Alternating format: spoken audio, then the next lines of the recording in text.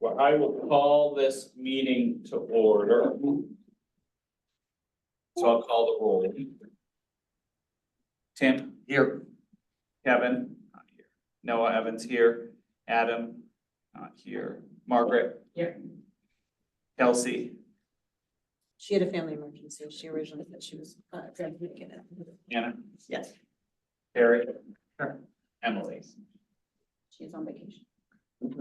Great. Well, we have a quorum, so we will be able to meet. Is there a motion to approve the minutes as submitted? I'll second. All in favor? Aye. Anyone opposed? Thank you.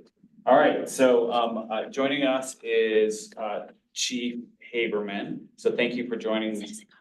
Oh, I'm sorry. Citizen comments. I don't think we There are none. Okay, great. have. Just formality, but once we get it in. They'll do that.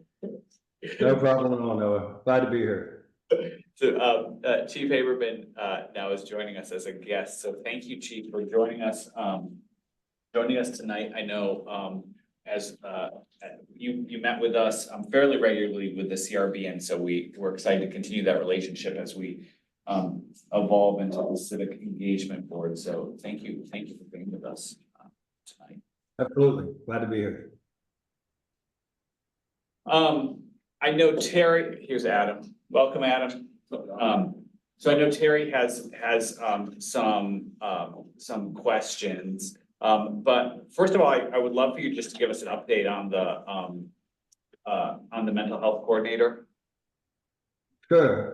Let me first start off by saying, thank you for having me. And again, I really value our partnership as we work forward with whether it's, as we form different practices and initiatives. This really is a key group that I want to stay informed with and make sure that you all are very educated on the subject matters that we're addressing. So first and foremost, I do hold that partnership in high regard. Having said that, let me give you a brief update on the department, and then I'll move into the social services coordinator if I could. So our department's gone through a number of changes since the last time we met.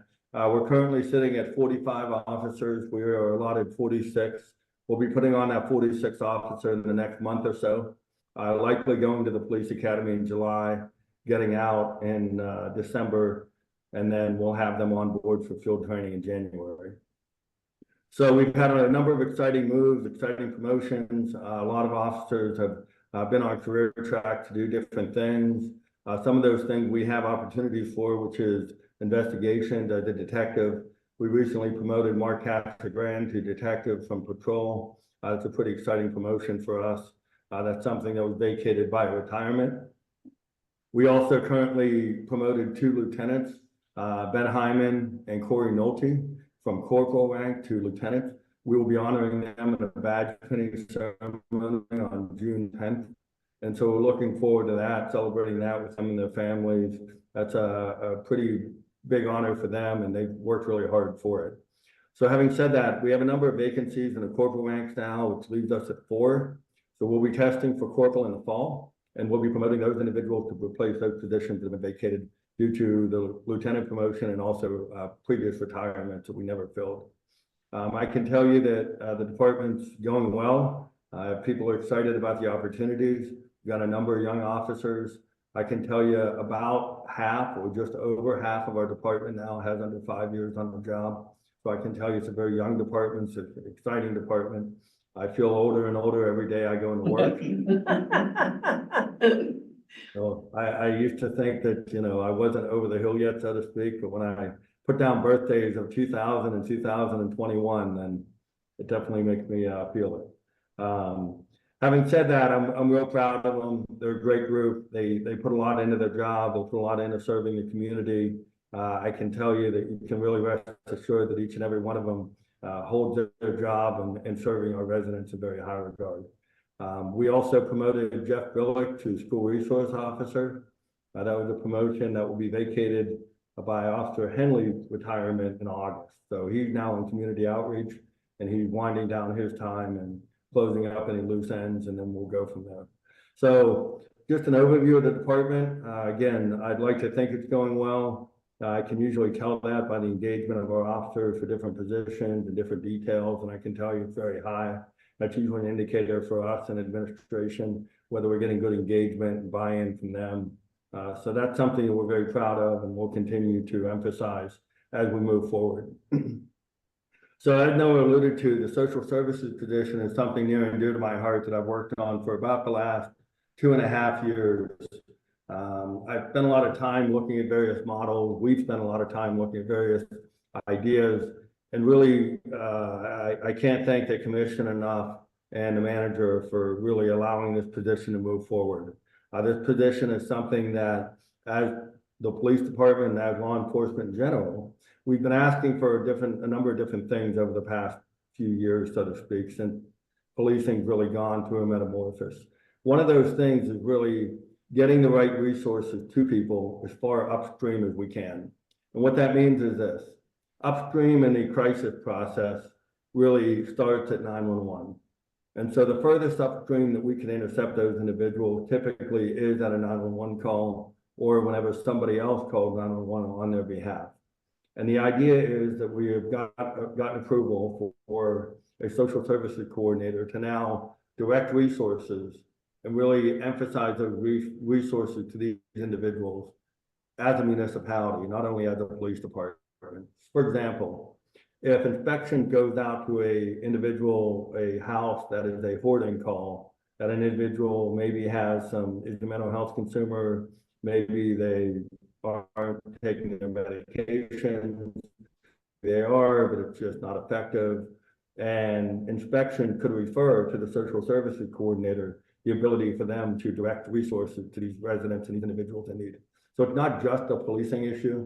And what we're finding is if we intercept these individuals and really, again, I use the term lower the temperature in the room. And what I mean by that is really allowing individuals to get the right help that they need to prevent crisis from occurring. And so there's a number of models out there. There's crisis cars that go the co-response model. There's alternative response. There's a number of different things. And what we all settled on, and again, we really put forth a lot of effort and time, is minimizing the number of times we go into certain residences and delivering the correct resources to those residences. And this will allow us to do that. So over the next couple of years, what you're going to see is the social services coordinator is going to work with intergovernmental agreements with various municipalities and neighboring municipalities who have expressed interest verbally, and some even a little further than that, to be a part of a cooperative model for social services delivery of resources. So we're working towards that. That'll allow Mount Lebanon to lower its cost and have a shared service sort of similar to animal control. And so we do a percentage cost after we do a buy-in of an initial per department or per entity cost. So we're working toward that right now. We're very excited about it. We know that a few other municipalities have done similar programs, and they've gotten a lot of good interest. For example, Cranberry just canvassed and they had 31 applicants. We feel like we're going to be in that same neighborhood in terms of applicants. I spoke with their chief. He's very happy with the candidate pool they got and very excited about the individual that they'll be settling on and offering a job to. So that's what we have going on.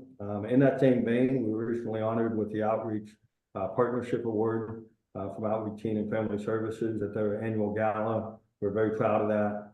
Our department accepted that award, and we really are very proud of that partnership, and we continue to emphasize helping our teens and our young adults as they move forward with various problems, that they encounter. So that's sort of in a nutshell, an overview of where we're at. I hope it kind of gives you enough to give you a clear picture of what we're doing. And I'd love to talk more about the social services coordinator or anything you really have questions about.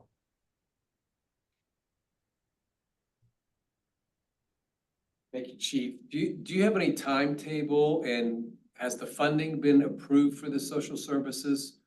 I heard the word approval, but I wasn't sure about the funding mechanism.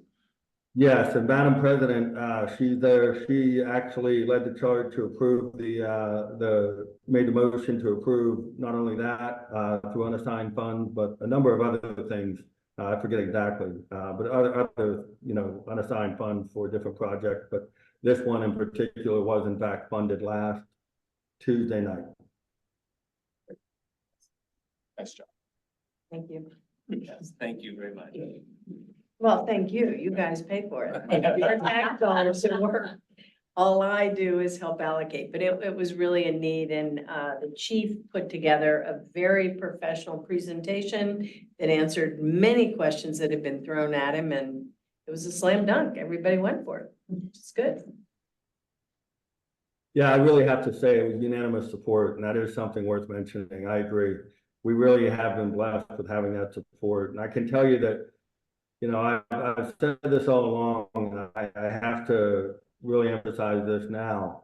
Our records department and those individuals that really work, so to speak, behind the scenes, really put a lot of effort and time into extracting data that we typically don't extrapolate on incidents.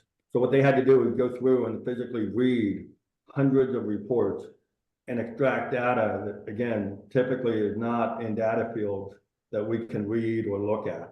And so we actually determined that, in fact, there's 67 homes in Mount Lebanon last year that we went to multiple times. And there were over 19 homes that we went to 5 times.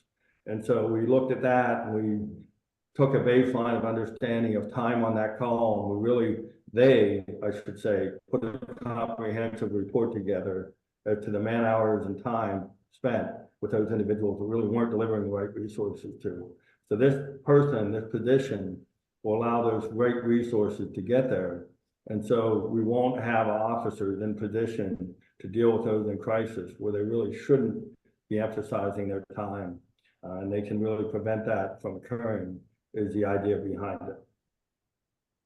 Chief, I'm wondering, could you explain a little bit about what then with the new coordinator that like those repeat visits and like the 5-time visits, like what this will look like in practice? I mean, obviously, there's a little speculation involved, but like how you envision it looking like with this new coordinator, how those cases might be different and like reduced? Sure. So we're currently putting a physical office and desk location together in the community outreach office within the police department. So how we envision this occurring is when officers get incidents involving, whether it's a 201, which is an involuntary commitment, or 302, I'm sorry, involuntary, and 201 is voluntary, or something less crisis oriented, such as those 2 incidents, the officer will refer that to the crisis coordinator or social services coordinator. And what the social services coordinator will then do is help to deliver the right resources. So what they're going to do during their time is build relationships with folks such as Resolve Crisis Center, Mercy Behavioral, St. Clair Mental Health outpatient services, and really develop relationships, and they're going to be relationship builders. And that's going to be their job. You know, there's a lot of private-public partnerships out there, such as Presley Ridge. There's some others locally that we've worked with in the past on a very limited basis. But again, we've never really emphasized those relationships because it wasn't in our lane of travel. You know, as a police officer, there's certain things that sort of you're limited in scope and how you can approach it and the depth that you can really involve yourself. And that's an example. And so the social services coordinator can really dive into those relationships, build those relationships, understand what's available in terms of help, and deliver that help to our residents as they need it. So how I envision that occurring is they get the referral, they work through the referral, they physically call this resident, or they show up at their house and they set up a time to meet, and they start talking about some options for them.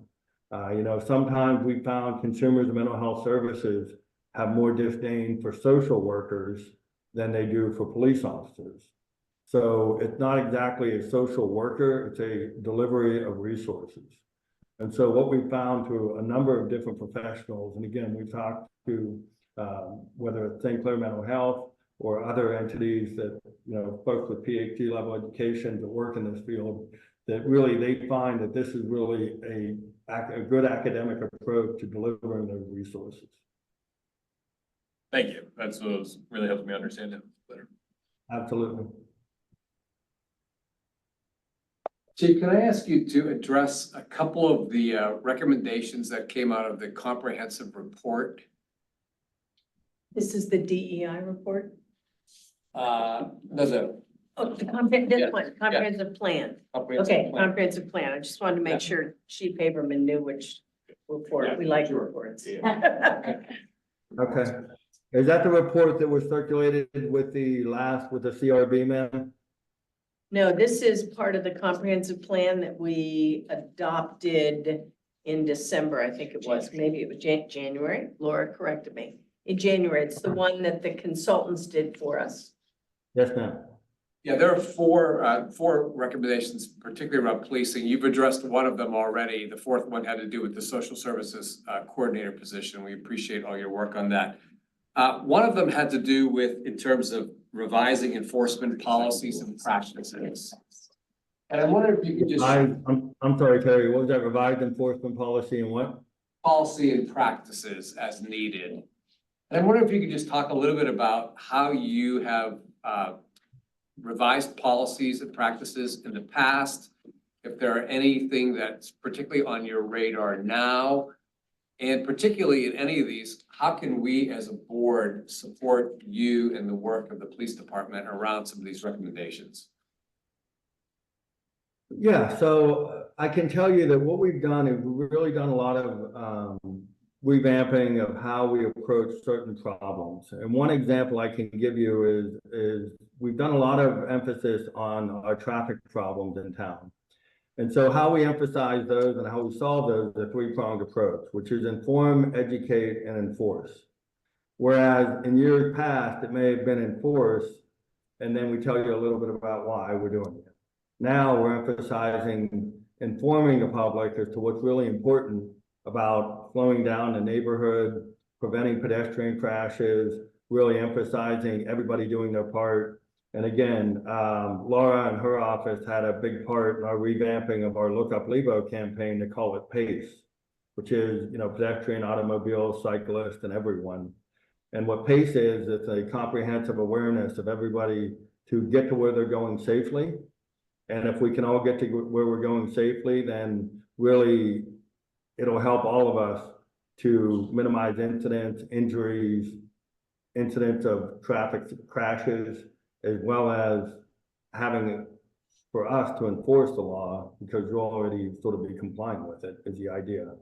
So to get back to how we've changed things, the inform, educate, and enforce approach, what we'll do is we'll go out to an area and we'll spend some time there. We might knock on some doors. We might go out, put it out through social media that this area has been highlighted as an area of concern. And then at that point, we'll spend some time out there with officers, stopping folks, possibly on traffic stops or just in their encounters, to let everybody know that, hey, we'll be in the area.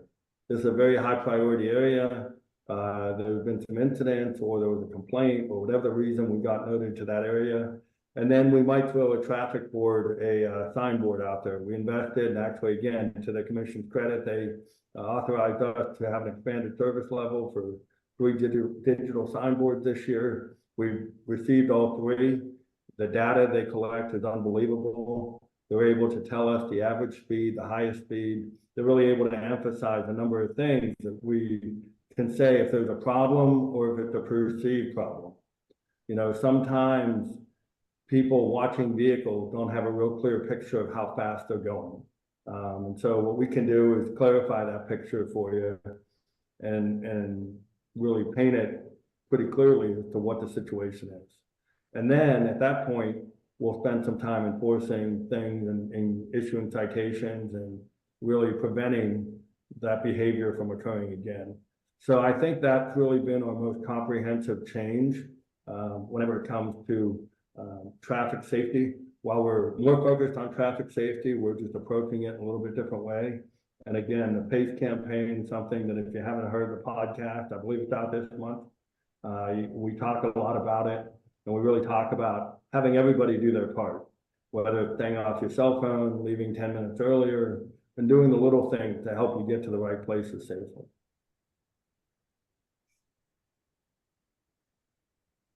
Thank you.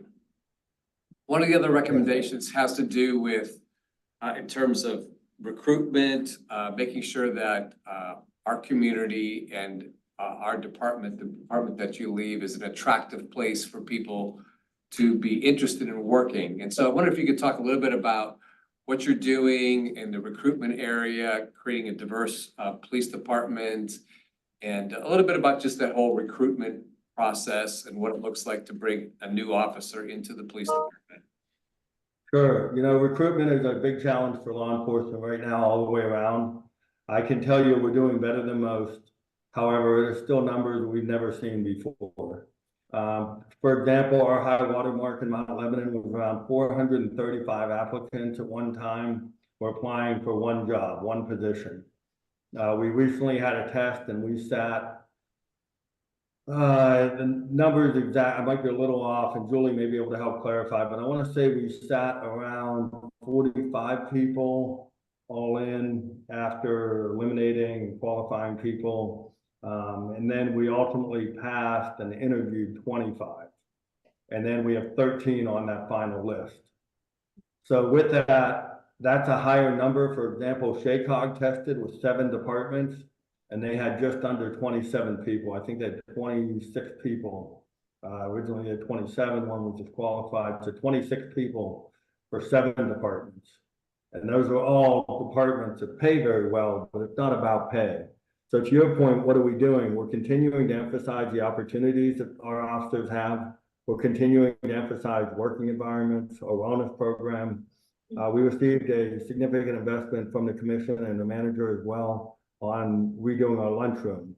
And when we looked at recruitment and retention, we put together a recruitment and retention committee made up of 5 officers of varying degrees of experience within the department. And what we found was it really isn't about pay when you get to a certain point. And really with our officers, it's about quality of life and allowing them to do things such as have wellness time or have workout time, which is something we've always emphasized, and we continue to.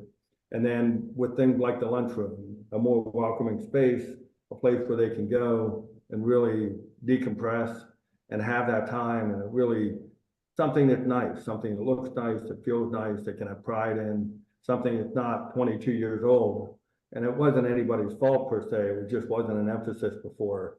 And so now what we're finding is these are things that Fortune 500 companies are valuing, we're valuing, and we can't translate everything from the private sector, but these are some small things we can do that can translate into the public sector that we can offer for our officers. So really, I would say the opportunities, wellness, and really emphasizing a good work environment.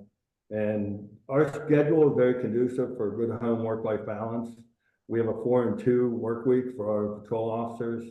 And that's something that we've done many years ago. And really a number of departments have called out to ask us for a schedule because of that reason. So those are things that we found are really effective in recruiting, and we'll continue to emphasize those items. We also put some money in the budget to send a couple of police officers to some of the local colleges for recruiting, as I remember. And Yes, that ma'am. in hopes of maybe getting some more diverse candidates. It's difficult, that's not the most popular profession these days anyway, so. Can you share with us of the new hires, what some of the demographics of your new hires are? So I'm sorry, no, one more time. Demographics. What's the demographics of some of your new hires? I mean, right now, we have a recent hiring group out of 4. We have 1 female officer, 3 male officers. They're coming off of field training. And that's the most recent demographic. The new hires that are coming on out of the 13, the top 3 that we're looking at doing background for are all males. And we'll be offering a position to one of them in the next, again, few weeks once we get through the background process.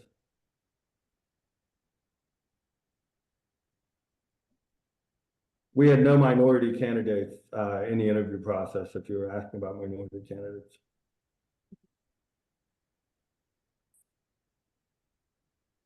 One last piece in the comprehensive plan has to do with partnerships, cultivating partnerships, and continuing those, particularly with the school district, St. Clair Hospital outreach. Can you just say a little bit about what the shape of those partnerships looks like and why they're important? Yeah, and that's a good point. I can tell you that, we're really lucky, not only for in Mount Lebanon to have a number of solid partnerships through the years, that we really are, emphasizing those and re-emphasizing those partnerships that have been formed a number of years ago. But to your point with the school district, Superintendent Breeze and I, in particular, have known each other for a number of years. We've worked together for about 18 years now, give or take. She was on a coalition for the Pittsburgh Downtown Partnership, as well as I was with the U.S. Attorney's Office. We had a number of different issues relating to interacting with inner city youth and really forming different relationships with the police department. We went through a number of exercises with those individuals, those youths that were part of working groups that really wanted to better the relationship with police departments. And I was fortunate enough to be a part of those groups, and so was Superintendent Freeze. And so we spent a lot of time together, and I know what her message is, I know what her priorities are, and I continue to work with her all the time. And we have, the type of relationship that you would want in terms of we pick up the phone, call each other, and nothing gets missed. We talk often, her staff and our admin staff talk all the time when it comes to safe to saves and other concerning issues that come up at the schools. So that's really why it's so important. So, if I were to say why it's important, is really nothing gets delayed in terms of when we react to it. There's no question of what we knew and when we knew it, because I can tell you that all of these things we get, whether it's again, accusation against a teacher, or whether it's an incident involving a child, I can tell you we get those right away. There's very little delay from a reasonableness standpoint, a day at most, and I would say far less than that. So that's why those relationships are important. So you have people to call, who you're talking to, whether it's calling Bernard up at St. Clair Hospital and knowing the folks to call, or whether it's calling, Outreach Teen and Family Services and talking to Mary Burks and her staff. It's really understanding who these individuals are, and so they know who we are too. I think the one thing that I've gotten a lot of good feedback on is people can call my office anytime. I'm glad to talk to them as well. So I think the emphasizing the partnership is a two-way street. That we really want to build a partnership. I try and make time for everybody that calls, and really spend a lot of time in really fostering that part of it. Whether it's residents that have are part of a group, or whether it's organized groups such as, again, some of those that we mentioned throughout the meeting. Thanks so much. Of course. Other questions people have for the chief? Well, I'm grateful for the open line of communication that that you have with this board and with the community. I know personally and for the institution I serve, when we've called you, you've been right there and very helpful. So I'm grateful for that. Of course. No, thank you. I know we're in conversation with you about helping to do some other events to help you connect with community leaders over the next number of months. So that's work that we hope to be able to continue. Perfect. We're glad to help with that, whatever else we can do. So please keep me posted with if you have any questions or, again, concerns. We're here to answer any questions and really be open and transparent with any of those matters, so we can move forward and not have anything linger around. Thank you very much. Thanks. Thank you. Appreciate the opportunity. Thank you. Thanks, Chief.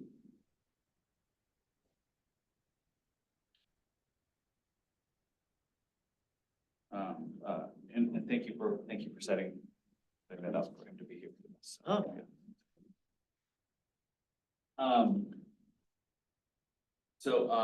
And you don't need to stick around, but you're welcome to, Chief. So. Oh, yeah, I'll step out if that's okay. No worries. Yeah. So for my report, first of all, thank you for everyone who, for all of you for working on your charges of your committees. We'll look at that in just a second. First of all, I want to commend the magazine I love the highlighting of community groups, of community events, even non-municipal sponsored events like Levo Pride and Juneteenth are both featured in that calendar. And I think that's important to show the diversity within our community and to be able to promote even these non-municipal events in the magazine. So thank you for doing.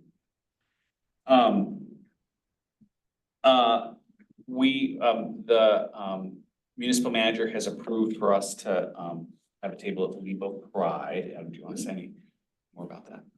No, well, we appreciate the approval because it's not, we're not, there was guidelines outlined and we said, our first thing we asked was, can we go slightly outside those guidelines? And they, and Keith approved, so that was, so I'm appreciative of him having a little flexibility with that. And we are, right now, we have enough people to fill out for the whole celebration. Kevin is running solo from 1 to close right now, so if there are other folks in that time can stop by even for a little bit, even if you can't fulfill a full shift, I think that would be useful to have multiple people from the CEB there if possible. I'll be there in the morning to set up and stuff, and I'll also help to swing by at the end to take some stuff down too, but. I can stay till 2. I can't go Okay, beyond that, perfect. but I can do the 11 to 2. Thanks, Anna. But yeah, we're gonna have a board like we did last year where we're gonna have a question on there. The question is escaping me at the moment, but I can find it in a moment. And but it'll be basically asking for feedback from people who are there. And we'll be writing it down and then taking what people say and sharing it with the commissioners. Great. Thank you very much. Okay, I'm gonna share our memo to the commission here. I should say, and thank you to Laura for making flyers for us. So for this and future tabling events, we have flyers.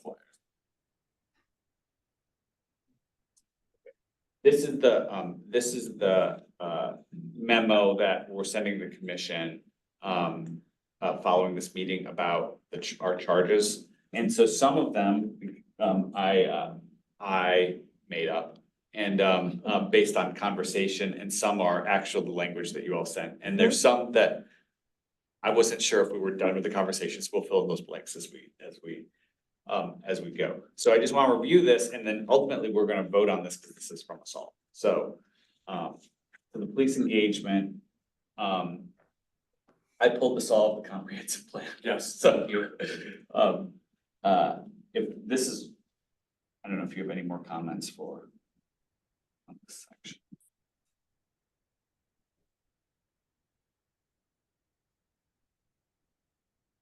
Ready? It's Residence Academy. That's good. This came straight from the Residence Academy Okay. team. Community service award. I mean, those are continuing, so those are Right, pretty simple. Mediation is pretty simple here. Community survey, it's the dollar amount. I was a little cool where that landed. I think that's where we land. Okay, all right. Okay, going back real quick for Yeah. mediation, I was looking for some Yeah. training. Unfortunately, there aren't any that are scheduled or available right now, but I sent some examples of what it looks like. And if we want to put a placeholder in, something like 1,500. okay, good, yeah, thank you. Yeah, that's a very valuable, Okay. trust me. Makes a huge difference.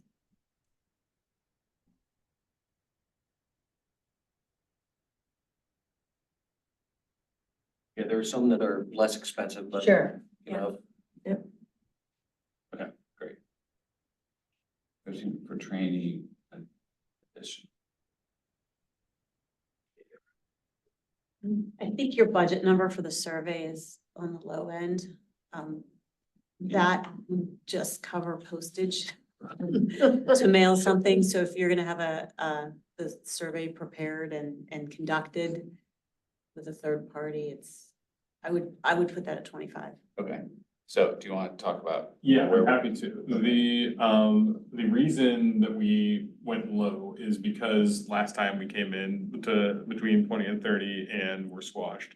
So we didn't think that we'd coming at that level again, we didn't want to get squashed again. Sure. So the 11,000 represents the bare minimum of mailing it out, but that's also not like, we, in talking amongst our, the community survey group, we're, talking about the mailing not necessarily being the most equitable way. Emily was sharing out, information about that.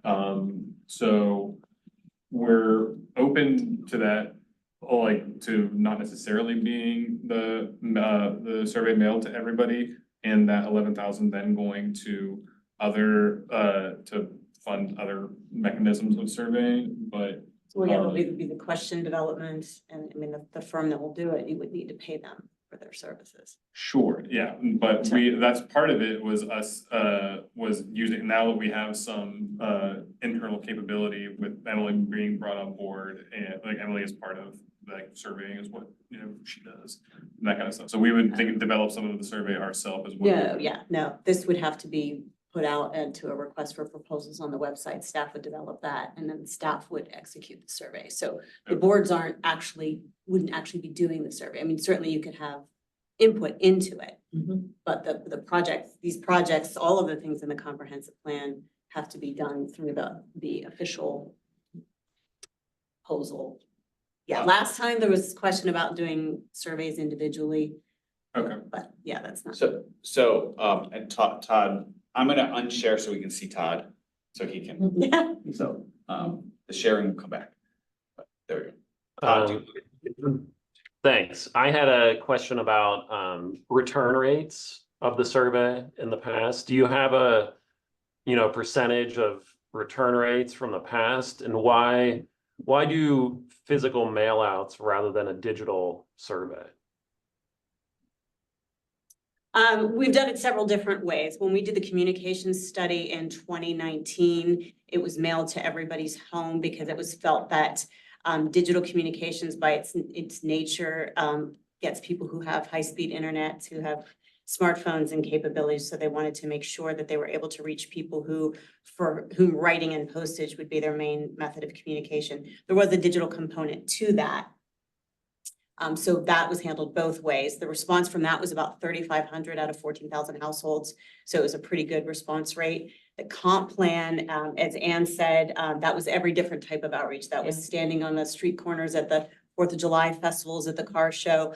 There were 5,600 pieces of input on that. There were digital maps and things like that. So there was no mail component to that. And there was some complaint from the public that they felt that there were still people that weren't reached in that. If somebody, for example, was homebound, they wouldn't necessarily have gone to any of those events. And if they didn't have a computer, that wouldn't include them. So with any way you do it, there's a chance that something could be missed. When you do a national survey, they adjust for properly average, scientifically accurate surveys so that you're not getting overrepresented populations.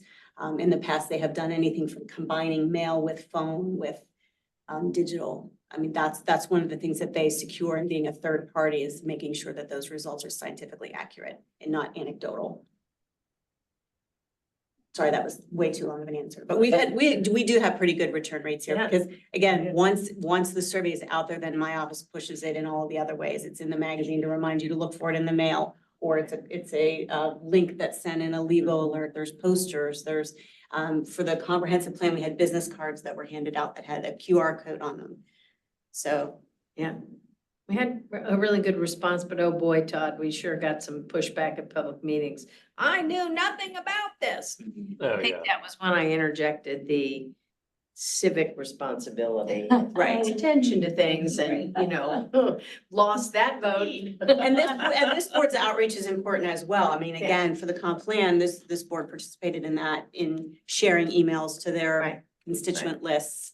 So not having that here, when you said it got squashed, It just didn't get funded. I mean, I understand how you can take that personally, but there are a I wasn't thinking- lot of things Yeah, I to wasn't fund. thinking it personally, I was thinking it practically.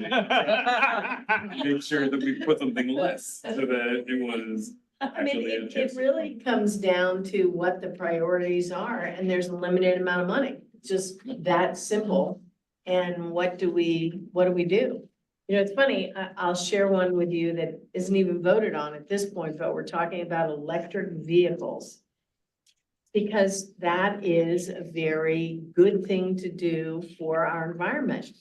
They cost so much more money. You know, now I'm looking at, do we take that much more money to fund those? Or do we, I mean, they aren't always easy answers, is all I'm trying to say.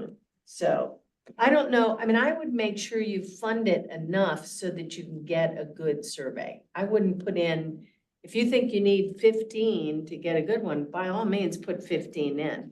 And then we advocate for it and why you need it to see if we can get the votes from the commission. Because I'm only one vote. I mean, one of the differences is it now is number 5 in comp. I mean, Yeah, you know, when we yeah. came up with it before, it was like. Before, it wasn't in there, Right, it wasn't in there, Right. now it is. So I would put in the number you realistically think you need to do it. Okay, I put in Yeah. 30.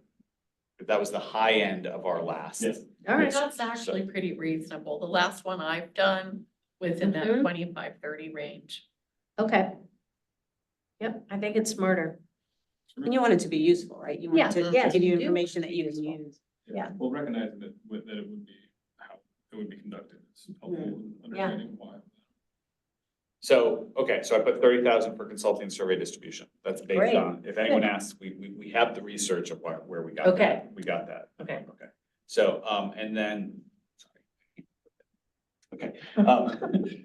And then, the DEI, committee, wrote, it's kind of long, so go read it and I'm gonna scroll, because it has a page break here.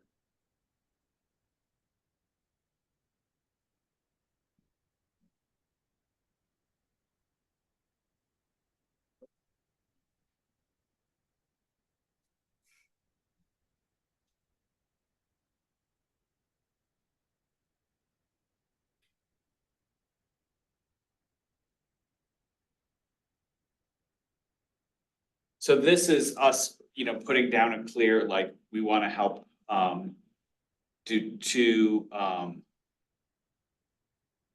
civic events around MLK and Juneteenth.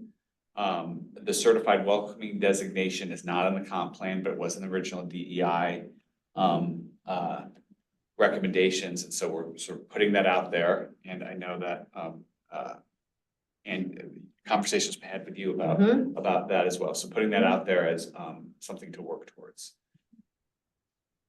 So is the thought with that is spend this year getting criteria, understanding what it would be, so that next year we could come back and say, here's what we Yeah. propose as budget. Mhm. Okay, Yeah, I mean, so the certified welcoming, and Margaret, you're on that committee too, so jump in. I mean, there's different sort of Levels, levels, and we could get in on one of the lower levels, probably without a ton of work, because it would be documenting the work the municipality has already done. So there, and then the challenge could be over time. How can we move up in our, you know, certification and as being welcoming, so.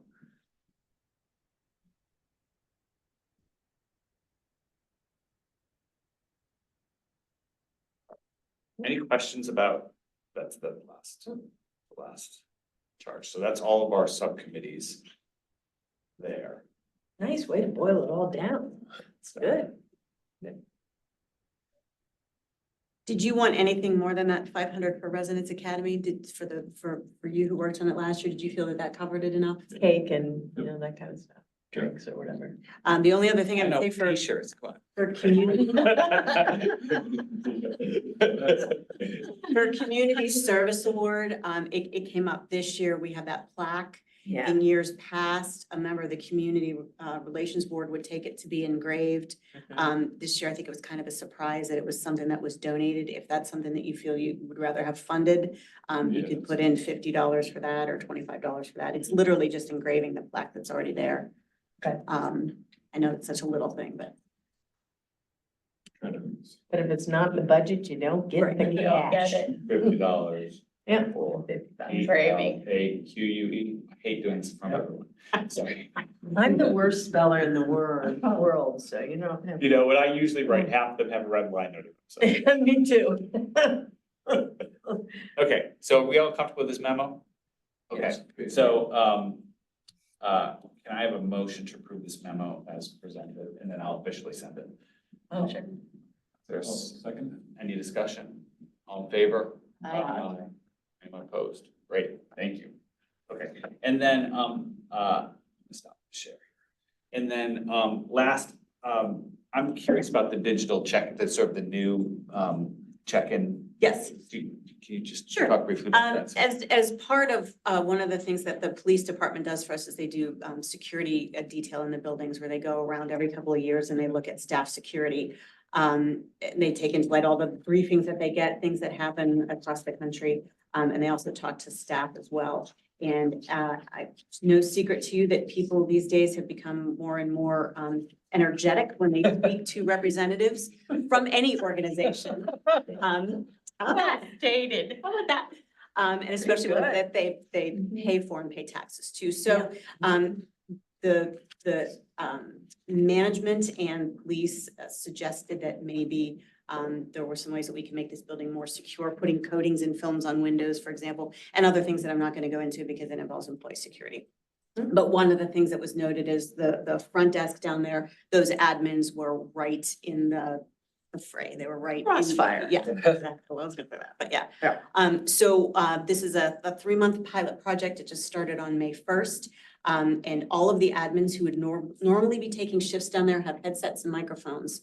And whenever the button is pressed for whichever department that they would have ordinarily spoken to and whoever else is on duty, it goes right to a video screen where that person answers them and can direct them. So for example, if they're here for a building permit, they can direct them to the inspections department. They can answer questions. They can tell them where things are. There are more things in the lobby now. There's places where you can pay bills, and that sort of stuff. So the goal is at some point to be able to lock the entire building down where we don't have members of the public wandering through the building without a purpose. It's challenging because the elevator is here, and so the path to the elevator is gonna need to be maintained at some way. But it's primarily a security, and they still speak to the same people they would be speaking to. It's just. And so how long has that been going on? May 1 month. 1st is when Yeah, it it started, Oh, okay, so, just for a month, going for 3. so. Yeah. So I would say, how's it going? Well, you probably don't know. So, I mean, Well, actually. yeah. Yeah, I was gonna say Karen is one of the people Yeah. who answers. I mean, most of the people are here for inspections and permits, and so they go right to Diane who does that. Mhm. And, before it was kind of everyone, and I was a little worried that she would be overwhelmed, but it's working out really well. Good to know. Thank you. Okay, Oh, and no, remind me, were we gonna be volunteering with Juneteenth at all or stopping by or? I think we should all try to go. Mhm. It's not a table, it's not a tabling event. That's right, Yeah, right. so, Yeah. but, you know, that's a Show good up, event to yeah. go to that event, so, yeah. Yep. Lots of stuff going on in June. Great. Okay, me? Yeah. All right, I'm gonna be brief because you've got a lot of things left to do. So every year about this time, we examine our unassigned funds. Let me explain that again, just for everybody that might have missed my nerdy explanation the first time. We do a budget every year, as you know, and we estimate our revenue, we estimate our expenses. We try to be very conservative in our revenue and think the worst of our expenses. So oftentimes we end up with some extra money, which is really kind of like your reserve fund at your house. You might have some stashed away in a savings account in case, you know, a tree falls over in your front yard and you have to have it taken care of. So we do the same kind of thing. It's called unassigned funds. Then at this time of year, we take a percentage of the unassigned funds and we fund things that we did not fund during the budget season for a variety of reasons. One was the police social services person. And the reason we didn't fund it the first time around is we didn't feel the plan was formed enough. So now it's been funded. We also funded some maintenance to the tennis center. We found. So much better, it's like so much less of a dump now, we're so happy. Oh, so there we go. There's a good reason for that one. We also funded the timber stairs, which is a connection point between the end of Inglewood and Old Gilkison Road. And then my favorite was that we funded sidewalks for the entire length of Woodland Road. We had half of it in the budget. And it just made sense when we saw how much was in the unassigned funds to go ahead and do the whole thing. This is one of the things that was in the comp plan as sort of a number one concern was walkability and the safety of our children. And so that will be the first street to be done. And I'll probably be headed in the process, but it's been nice knowing all. I've never seen anything like that. That ever goes easily. No, I'm so happy you're doing that. I mean, it's Yeah. really dangerous. It's very, very dangerous. I agree. But people, people are supposed to help contribute to the price of the sidewalk going in front of their house. Because essentially, now, by the time I own my house, it's, 40 years old or 50 years old or whatever it is. So I never paid the first time around, so to speak, but everybody else did. So this is we have a fee. It's really pretty nominal, but that will be one. Out of where- curiosity, what is the fee? It's based on square footage and it's about 10% of the overall fee because we do all the curbs, curb cuts, Okay. all those kind of things, all the soft costs, which are considerable engineering. So it's not too bad, but it's still, it's yet another, hello, here you go, here's a bill, please pay this. So, And that doesn't include, moving retaining walls. If you have Right. something in that right of way. yeah, if you have Um, something in the right of way, you have to move it, which is always terribly unpopular. So that's why I said I'll probably be headless at our next meeting, but But anyway, so that's it. I will let you guys get on because that's the most important stuff. One more. Rec center plans are moving along. I'm really happy with the ADA improvements. It looks like, and I can't make any promises, it looks like commission is very much considering the sort of middle of the road. Plan for the rec center, which would connect the first floor of the parking lot all the way up and through, you could make it right back through to the pool. Right now, there's a pretty steep slope going up to the pool. And so unless you have an electric wheelchair or you're strong like my young kid is, you're gonna be in trouble. So that looks like it. And it includes daylighting staff offices. I'm a very big proponent of, like with the police department, getting the lunchroom redone, having spaces that make people feel good about their jobs. And right now, our rec staff works in offices that have no daylight whatsoever, which I find to be really unacceptable. So, okay, I got soapbox, sorry. All right, that's okay. Thank you. Laura? Tomorrow, my office is gonna be hosting a group of kids from Mount Lebanon High School who are interested in publishing. Yeah, I'm gonna tell them, I'm gonna tell them to think about something. This is our big chance to recruit. See how many remain. Exactly. But we have a fun group of people, so hopefully that will encourage them to pursue this. These are kids who are in the yearbook program right now and are into the publishing program, so. And then I'm happy to report that the magazine has been winning a bunch of awards lately. Last month, we won first place in the National Association of Government Communicators Blue Pencil and Gold Screen Awards for the #1 magazine in the country. Wow, that is the thing. That was a big one. And then we were nominated for 8 Golden Quill Awards. We came home with 2. One for a story on the police department's drone program and how that is helping keep people safe because again, it sends a drone where a person doesn't have to go. So that's good. And then the multi-platform reporting that we did on the Uptown project. There was a podcast with that and magazine stories. So so we're pretty excited. We're short-staffed, as you know, right now in our art department. Our designer's on vacation, so right now we have no art folks. But next week we will have a new design team lead who will be starting. She was the brand manager for Robert Morris University for 14 years. Good. And she's extremely energetic and dynamic, and we're thrilled to have her. So she will be starting Nifty. next week. That's subcommittee reports. Now, we did some of that work already at the Right. memo, so. But anything else to add?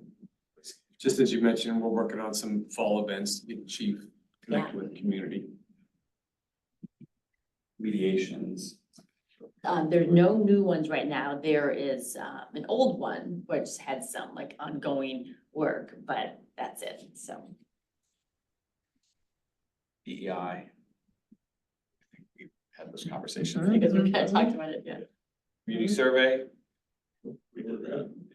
Residence Academy. Oh, I will say one thing on community survey that we had talked about that, what as part of it, this could be, it gets approved kind of thing, but we talked about coordinating, with some of the universities to, in the analysis of the survey, and doing, and having, if there's a need to offset some cost, using it as like a school project kind of situation.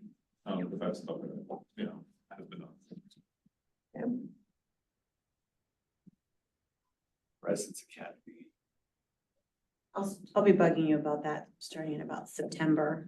First thing you'll do there is pick the dates that you want to have it, the length that you want to have it, and then you'll be free to. So you had Thursdays, because I volunteered to do some of that. So is Thursday the date that works best? Is that? For the residents academy? I don't know that, Is there any- yeah, I think it would be one of the Whatever day. Tuesday, Wednesday, or probably not Wednesdays, because it's been the meetings, but so. And Tuesday or commission meeting. Tuesday. All right, so Thursday, there's a reason. Just was curious.